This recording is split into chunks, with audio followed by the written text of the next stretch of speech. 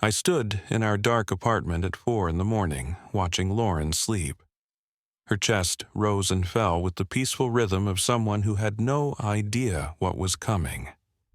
3 years together, and in that moment I felt like I was staring at a complete stranger. Just hours before she had screamed at me, called me Clingy, suffocating all because I asked where she was at 3 a.m. That night, I made a decision that would change everything. Before I share the rest of this story, drop a comment and let me know where you are watching from today. If stories like this speak to you, hit that like button and subscribe to join our community. Now, let me take you back to the beginning to understand how I ended up standing in that dark room, ready to disappear. My name is Bert, and 3 years ago I thought I had found the love of my life. I was working as a software engineer at a tech company in Columbus, Ohio. Life was predictable, comfortable, maybe even a little boring. Then, one rainy Tuesday afternoon, I walked into a coffee shop downtown to escape the weather, and there she was. Lauren. She was sitting alone by the window, laptop open, completely absorbed in whatever she was working on. Her brown hair was pulled back in a messy ponytail, and she had this habit of biting her lower lip when she concentrated. I do not know what made me walk over to her table that day. Maybe it was the empty seat across from her.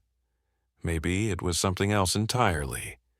But I asked if I could sit down, and she looked up at me with these bright green eyes and smiled. That smile changed everything. Lauren worked in marketing for a local firm. She was 23 at the time, full of energy, full of dreams. Our first few weeks together felt like something out of a movie. We would take long walks along the Scioto River talking about everything and nothing. We would stay up late watching old films at my apartment, her head resting on my shoulder. I taught her how to make my grandmother's pasta sauce, and she taught me that maybe life did not have to be so predictable after all. She told me once, about 2 months in, that she had never felt so loved before. She said I made her feel safe. Those words meant everything to me. After a year of dating, we decided to move in together. A small apartment on the north side of the city, nothing fancy, but it was ours. I remember the day we got the keys, how we stood in the empty living room and talked about the future. I was already saving money for an engagement ring. I had even called my mom to tell her about my plans. She was thrilled. She said Lauren sounded like a keeper. I believed that with my whole heart. But somewhere around the second year, things started to shift. It was subtle at first, so subtle that I almost missed it.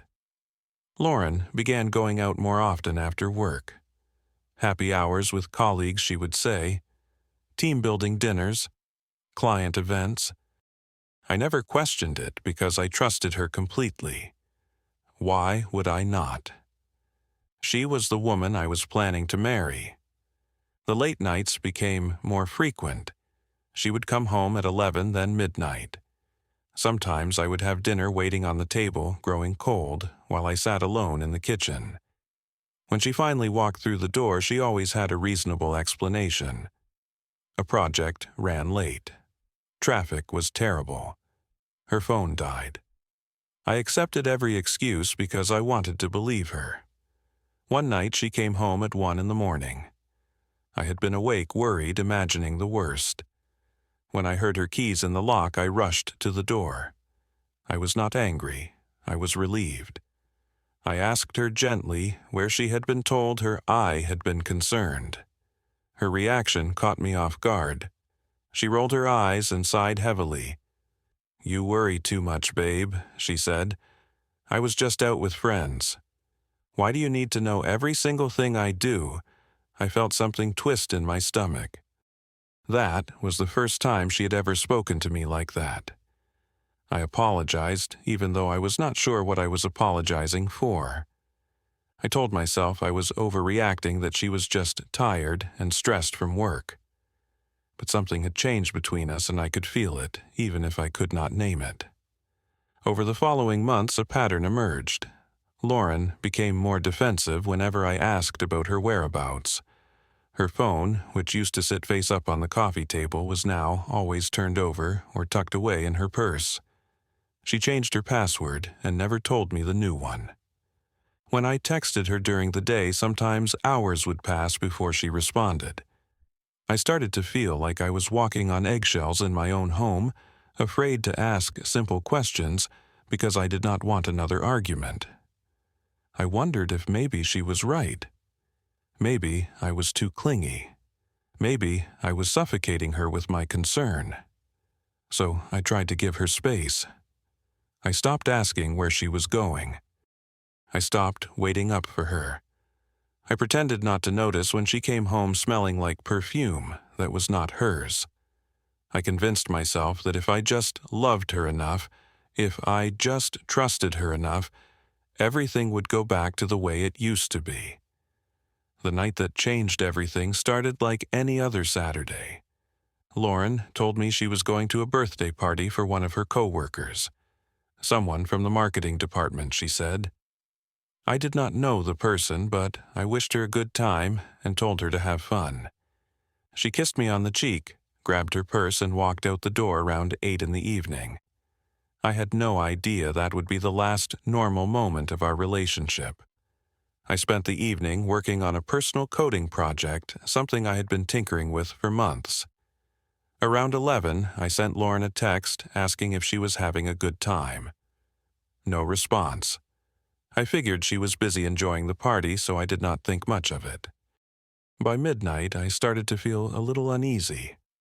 I tried calling her. The phone rang and rang, then went to voicemail. I told myself she probably could not hear it over the music. 1 in the morning came and went, then 2. My uneasiness turned into genuine worry. Lauren had never been out this late without at least checking in. I called her 3 more times. Each call went unanswered. I started pacing the apartment, my mind racing through terrible possibilities. What if she had been in a car accident? What if something had happened to her? I called 2 of our mutual friends, but neither of them had any idea where she was. One of them said she did not even know about any birthday party that night. By 3 in the morning, I was seriously considering calling the police. I decided to try one more time. If she did not answer, I would assume the worst and make that call. The phone rang once, twice, 3 times. Then nothing. I was reaching for my keys to drive around looking for her when I heard the front door open. Lauren walked in at 3:15. Her hair was slightly disheveled, her makeup smeared in places. There was the smell of alcohol on her breath mixed with something else. A perfume I did not recognize. A cologne, maybe. She looked surprised to see me standing there in the living room. For a moment, neither of us spoke. I was worried, I finally said. My voice was calm, quiet. I tried calling you so many times. Where were you? What happened next is something I will never forget. Lauren's expression shifted from surprise to anger in an instant. Oh my God, she snapped. Here we go again. I opened my mouth to respond, but she cut me off. Do you have any idea how exhausting this is? You are always checking up on me, always asking where I am, who I am with. I feel like I cannot breathe in this relationship. I stood there stunned. Lauren, I just wanted to make sure you were okay. It is 3 in the morning. I did not hear from you for hours. I was about to call the police. She laughed, but there was no humor in it. Call the police for what? Because your girlfriend wanted to have a night out without reporting to you every 5 minutes? You are so clingy, Bert. It is suffocating. None of my friends' boyfriends act like this. Do you know how embarrassing it is? Each word hit me like a physical blow. I wanted to defend myself, to explain that my concern came from a place of love, not control. But she kept going. Her voice grew louder, sharper. I cannot do this anymore, she yelled. Your obsessive behavior is pushing me away. You need to give me space. If you cannot do that, maybe we should not be together. You are too clingy. She stormed past me toward the bedroom. Before she slammed the door, I heard her mutter something under her breath. Something about needing a real man who was not so insecure. The door closed with a bang that echoed through the silent apartment. I stood alone in the darkness of the living room. My legs felt weak, my chest felt hollow. I whispered a single word into the empty space. Okay. For the next hour, I sat on the couch staring at nothing. For the first time in 3 years, I allowed myself to really look at our relationship. I thought about all the times I had apologized when I had done nothing wrong. All the times I had swallowed my concerns to keep the peace. All the nights I had waited up, worried sick, only to be made to feel like the bad guy for caring. I remembered every late night, every excuse, every defensive reaction. The unfamiliar perfume on her clothes, the secret phone calls, the changed passwords. The truth I had been avoiding for so long finally became impossible to ignore. I was not the problem. I was not clingy or controlling or obsessive. I was just a man who loved his girlfriend and wanted to know she was safe. That was not a crime. That was normal. But Lauren had spent months, maybe years, making me feel like my love was a burden, like my concern was a character flaw. I stood up and walked quietly to the bedroom door. I pushed it open and looked at Lauren, already fast asleep on the bed. The woman I had planned to marry. The woman who had just screamed at me for caring about her. I did not feel anger. I did not feel sadness. I felt clarity, perfect cold clarity. She wanted space fine. I would give her all the space in the world. I moved through the apartment like a ghost, careful not to wake her. It was just past 4 in the morning and I had about 2 hours before sunrise. I grabbed my old duffel bag from the closet and started packing. Only the essentials. Only what was truly mine.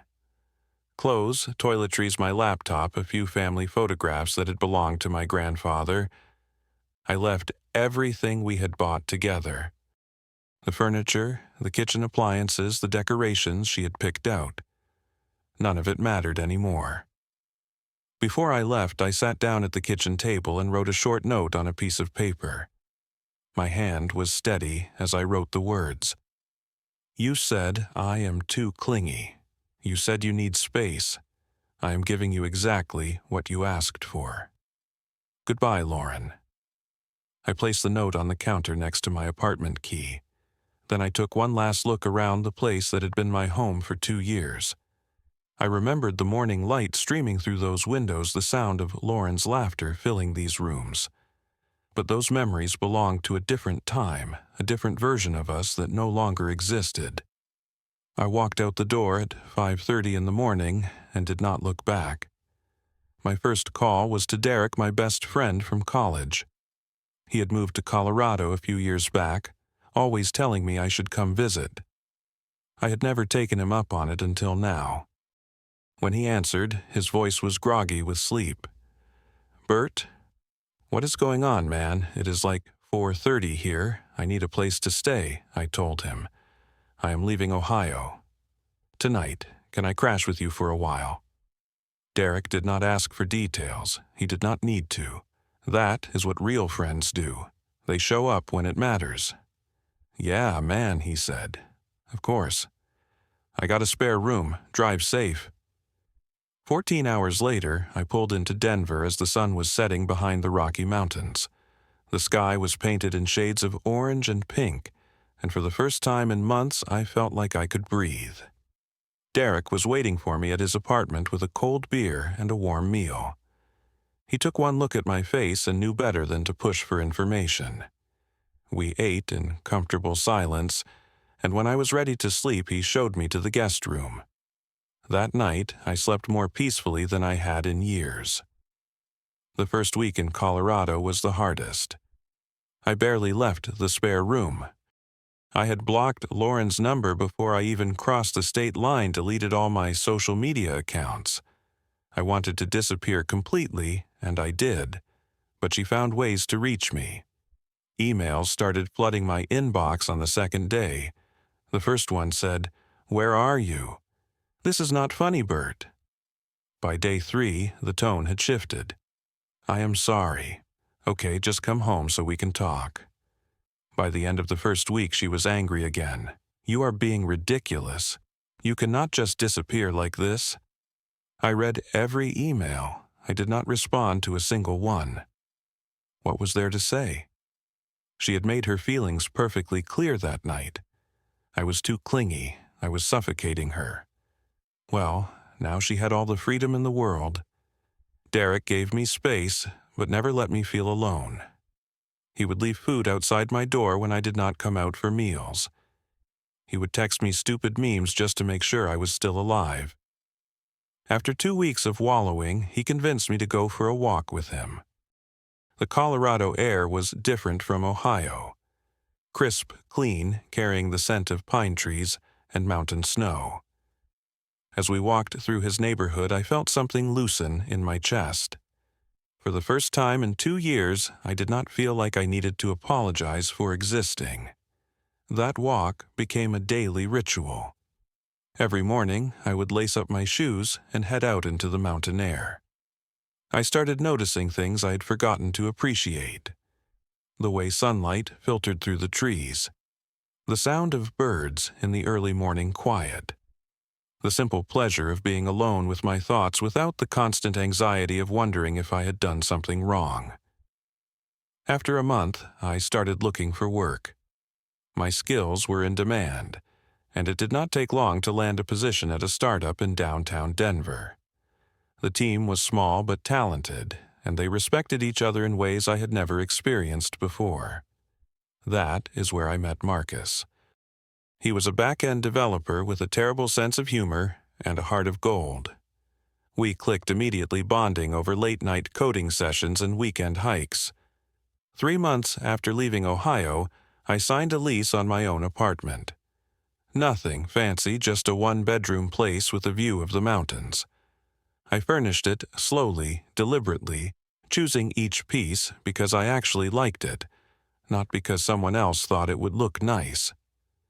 I joined a hiking club on weekends and a book club on Thursday nights. I learned to cook dishes I had always wanted to try but never had time for. I was building a life piece by piece, and for the first time in years that life felt entirely my own. The healing was not linear. There were nights when I would lie awake staring at the ceiling, replaying that final argument in my head. There were moments when I doubted myself, wondered if I had overreacted, if I should have stayed and fought for the relationship. But those moments became less frequent as time went on. I started keeping a journal, writing down my thoughts and feelings as a way to process everything that had happened. Slowly, I began to understand something important. I had spent 3 years trying to make someone happy who did not want to be happy with me. That was not love. That was self-destruction. 3 years passed. I was promoted to team lead at the startup. I had a solid group of friends, the apartment I was proud of, hobbies that brought me genuine joy. And then there was Sophie. I met her at the book club, a quiet woman with kind eyes and a laugh that made everyone around her smile. We started as friends, grabbing coffee after meetings to discuss whatever novel we were reading. But friendship grew into something deeper, something I had almost forgotten was possible. With Sophie, I never felt like I was too much. When I worried about her, she thanked me for caring. When I asked about her day, she actually wanted to tell me. It was such a simple thing, but after what I had been through, it felt like a miracle. Then, one Saturday afternoon, everything came full circle. I was sitting in my favorite coffee shop working on my laptop when I felt someone approach my table. I looked up, expecting to see a stranger asking if the seat was taken. Instead, I saw Lauren. She looked different. Thinner, tired, with dark circles under her eyes that makeup could not quite hide. The confidence that had once radiated from her seemed dimmed, almost extinguished. She stood there for a moment, just looking at me before she finally spoke. "I finally found you," she said. I did not know how to respond. Part of me wanted to stand up and walk away without a word, but a larger part, the part that had spent 3 years healing, knew that running was not the answer. So I gestured to the empty chair across from me and waited for her to sit. Lauren took a deep breath before she started talking. She told me she had spent 3 years trying to find me. After I left, she had gone through my old emails, contacted distant relatives, even hired a private investigator at one point. She said she could not let go of the need to see me one more time to say the things she should have said that night. I was wrong, Bert. She looked down at her hands, unable to meet my eyes. Everything I said to you, the way I treated you, it was all wrong. You were the best thing that ever happened to me, and I was too blind to see it, too selfish, too caught up in my own garbage to appreciate what I had. She told me about the months after I left, how she had spiraled, lost her job, pushed away everyone who tried to help. She admitted things I had suspected but never confirmed. The late nights had not been innocent. The unfamiliar perfume had belonged to someone else. She had been lying to me for almost a year before that final night. But when I disappeared, when the safety net I had always provided was suddenly gone, she was forced to face herself, and she did not like what she saw. "I am not here to ask you to take me back," she continued, her voice cracking. "I know I do not deserve that. I just needed you to know that I understand now. I was the clingy one, Bert. Clingy to a lifestyle that was destroying us. Clingy to lies and excuses and a version of myself that I am ashamed of. I am so sorry. I am so sorry." Tears were streaming down her face now. I sat there in silence, processing everything she had said. A younger version of me might have been moved by this confession, might have considered giving her another chance. But I was not that person anymore. 3 years had changed me in ways I was only beginning to understand. "Lauren," I finally said, "I forgive you. I forgave you a long time ago, actually, not for your sake, but for mine.